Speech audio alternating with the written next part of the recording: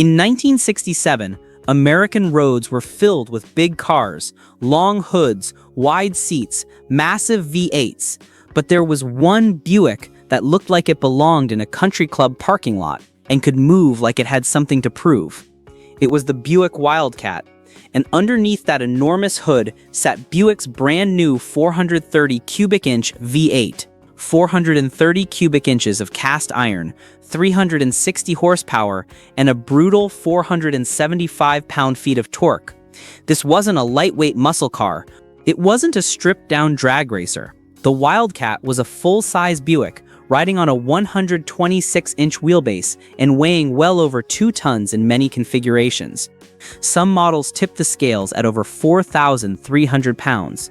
That's heavier than many modern full-size trucks. And yet, when you buried the throttle, the thing could embarrass cars that looked far more serious. But what almost nobody remembers is why the 430 mattered so much. Because Buick wasn't simply making another big V8.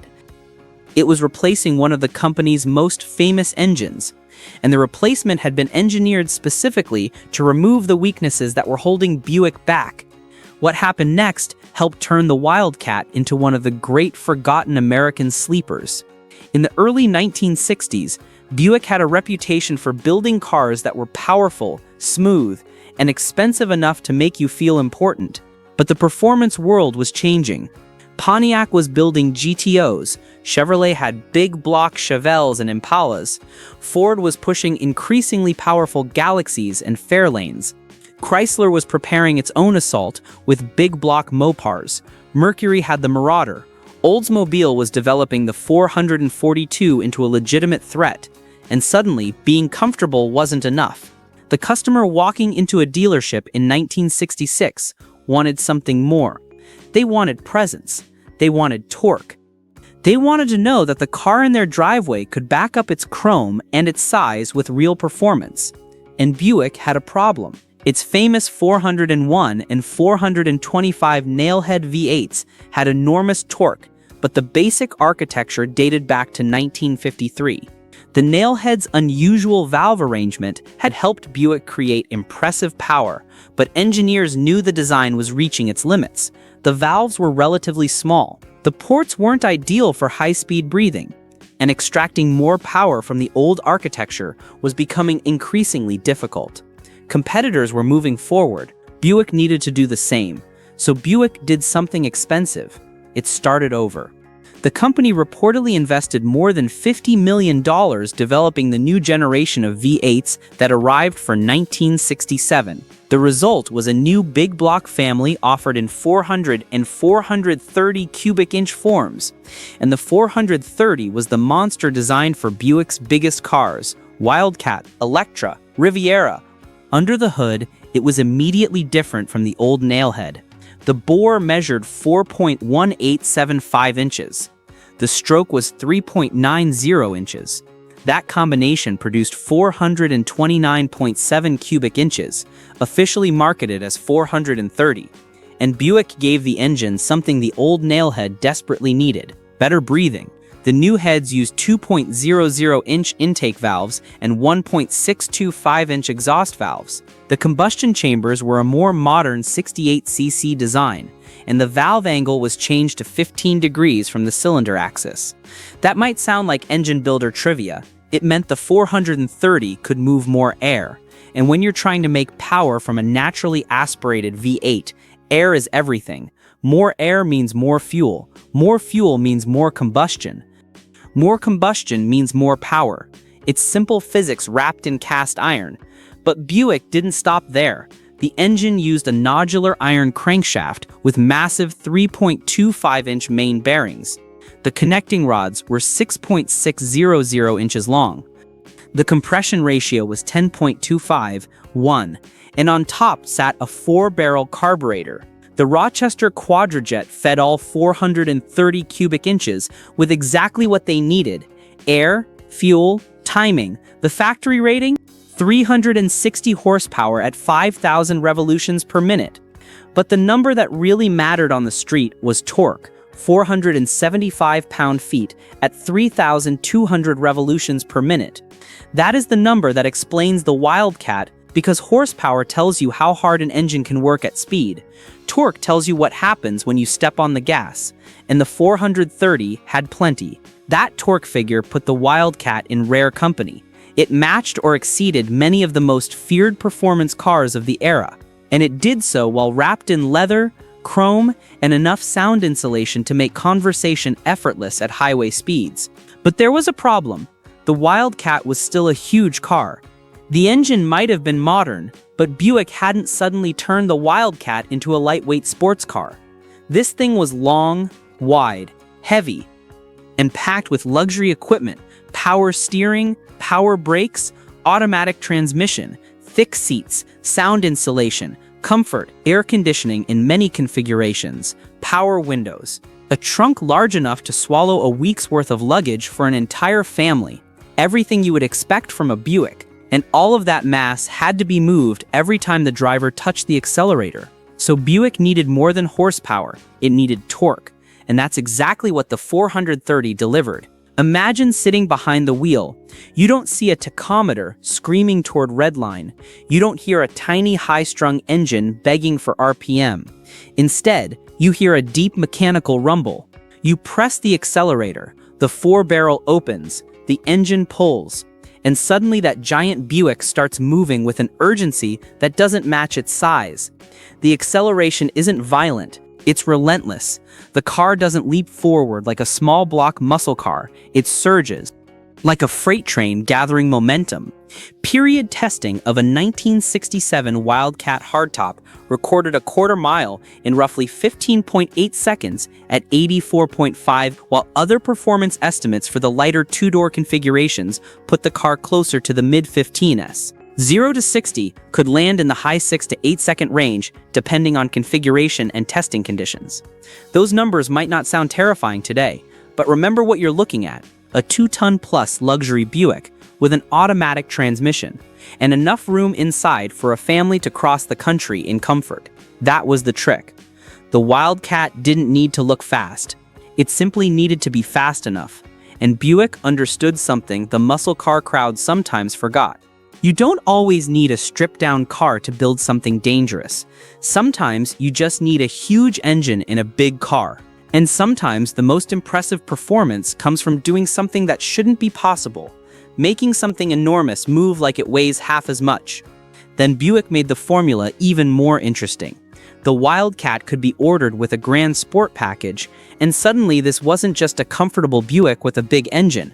The GS package brought performance-oriented hardware, including a 3.42 one-positraction rear axle, variable rate springs, a quick ratio steering box, heavy-duty sway bars, and a switch-pitch turbo-hydromatic 400 automatic transmission.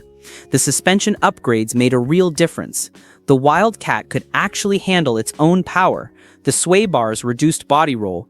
The variable rate springs improved both ride quality and control, and the quicker steering ratio gave the driver more feedback and precision. This wasn't just a straight-line machine. It could navigate winding roads with surprising composure for something so large. That transmission was especially interesting, because Buick wasn't relying on a conventional automatic alone. The turbo-hydromatic 400 used a variable pitch torque converter. At low speed, the converter could multiply torque aggressively. Then, as speed increased, the stator angle changed to reduce the multiplication and improve efficiency. In simple terms, it helped the giant Buick launch harder without forcing the driver to shift manually. And that matters when you're trying to move thousands of pounds. The transmission could sense throttle position. When you eased into the accelerator, it stayed in high stall mode for efficiency. When you floored it, the stator angle changed instantly. And the torque multiplication increased dramatically. It was one of the most sophisticated automatic transmissions of its time. And it made the 430's torque even more effective. But the real secret was still under the hood. The 430 didn't need to scream. It didn't need 7,000 RPM. It made its statement much lower in the rev range. Peak torque arrived around 3,200 revolutions per minute. Maximum rated horsepower came at 5,000. That gave the engine a broad, muscular power band, and that made the Wildcat feel much faster than its luxury car appearance suggested. You could cruise quietly at highway speed, then bury the pedal. And the personality changed. The nose lifted, the rear tires dug in, the transmission reacted, and 475 pound-feet of Buick torque started doing what it was built to do, move something enormous. There is another reason the 430 deserves more respect. It wasn't simply a bored-out nailhead. The bore spacing remained at 4.75 inches, but the architecture was fundamentally updated. Buick moved away from the nailhead's distinctive valve layout and created a more conventional big block design with much larger breathing capacity. The larger valves and ports were critical. The old nailhead had earned its reputation for torque, but the new engine was designed to breathe better and support future development. The combustion chamber design was cleaner, the ports flowed more air at higher engine speeds, and the valve angle allowed for more efficient combustion. Engineering teams had learned hard lessons from the nailhead. They knew that simply adding displacement wasn't enough anymore. The engine needed to breathe, it needed to move air efficiently, and it needed room to grow. The 430 gave Buick all of that, and Buick would need that development very soon, because the 430 had a short life. It appeared in 1967. It continued through 1969. Then, for 1970, Buick replaced it with the 455. The 455 was essentially the next step in the same engine family, using a larger displacement and eventually producing even more torque. So why didn't Buick simply keep developing the 430? Because the late 1960s were becoming a horsepower arms race, and displacement was the easiest weapon. If more cubic inches could make more torque, Detroit wanted more cubic inches. Chrysler had 440S and 426 HEMAs. Ford had 429S and 460S. Chevrolet had 454S. Pontiac had 455S. And Buick needed to keep pace. The 430 had already pushed Buick's big car formula into serious territory, but the 455 could push it further. Still, for 3 model years, the 430 occupied a fascinating place in Buick history. It was the bridge, the engine that took Buick away from the old nailhead era and into the modern big block era, and the Wildcat was the perfect place to showcase it. There was also something psychologically brilliant about the car. A Chevrolet SS announced itself. A GTO looked aggressive. A Charger looked like trouble. A Wildcat? It looked like somebody's wealthy uncle was going to the grocery store. And that's exactly why it was dangerous. You could pull up beside one at a stoplight and see chrome, a quiet grille, a long hood, maybe a driver wearing a suit. Nothing about the car screamed muscle. The badging was subtle, the stance was dignified, the exhaust note was muffled. Everything about the Wildcat suggested restraint, but underneath that hood was nearly 430 cubic inches of Buick iron. And if the driver had the right combination of gearing, tires, and transmission, the other guy could have a very unpleasant surprise. Most people have no idea how much performance was hiding inside full-size American cars during this era. The Wildcat wasn't trying to become a Corvette. It didn't need to. It was creating its own category. Luxury muscle. A car that could carry passengers in silence, swallow highway miles, and still deliver a serious punch when the throttle went down. It was the automotive equivalent of a well-dressed businessman who also happened to be a former heavyweight boxer. Calm, controlled, confident, but absolutely capable of delivering a knockout. And that is what makes the 430 so fascinating. It wasn't an exotic engine. It wasn't built from rare racing technology. There were no turbochargers, no fuel injection, no computer-controlled ignition, no titanium rods or forged pistons from the factory, just displacement, compression, airflow, a 4-barrel carburetor, and a huge amount of torque. The engine's 10.25:1 compression ratio demanded good fuel, but it also helped extract more energy from every combustion cycle. The 4.1875-inch bore gave the valves room to breathe. The 3.90-inch stroke gave the engine its strong low and mid-range character. And those 3.25-inch main bearings gave the crankshaft substantial support. It was classic American engineering. Build it strong, give it displacement, make torque, then put it in something big enough to carry a family. And somehow, make it fast. But there was one final twist. The 430 wasn't destined to become one of Buick's longest-lived engines. By 1969, its days were numbered. The following year, Buick introduced the 455. That engine would become the bigger legend. The 455 would power GSX models. It would become the engine that defined Buick performance in the early 1970s, and it would eventually produce even more torque than the 430. But the 430 deserves credit for what it accomplished. It was the first member of Buick's new big block family. It replaced an aging icon. It introduced a more modern cylinder head design. It brought larger valves and better breathing. It produced 360 gross horsepower and 475 pound-feet of torque. And it turned a luxury-oriented full-size Buick into something that could legitimately surprise performance cars of its era. The 430 proved that Buick could engineer a modern big block. It showed that the company wasn't content to rest on the Nailhead's reputation. And it demonstrated that luxury and performance didn't have to be mutually exclusive. And maybe that's why the Wildcat has become so easy to forget. It wasn't the loudest car, it wasn't the smallest, it wasn't the most famous, it didn't have the marketing machine behind it that some muscle cars enjoyed. Buick didn't plaster the Wildcat across magazine covers the way Pontiac did with the GTO. There were no high-profile racing programs, no celebrity endorsements, just a quiet confidence that the car would speak for itself. But when you understand what Buick actually built, the story changes. This wasn't just a big car with a big engine. It was Buick proving that performance didn't have to come wrapped in a stripped-down body. The 430 gave the Wildcat the muscle to back up its name. The transmission helped turn that torque into acceleration. The chassis gave the big Buick enough control to use it. And the entire package created something unusual for 1967. A luxury car that could move with real authority. A sleeper before the word became fashionable. And for a brief moment, one of America's most comfortable full-size cars could also be one of its fastest. That's the hidden truth about Buick's 430. The engine wasn't famous because it dominated every drag strip or shattered every racing record. It was famous because of what it made possible. A massive, refined American car that could sit quietly at a stoplight, then unleash 475 pound-feet of torque with one movement of the driver's right foot.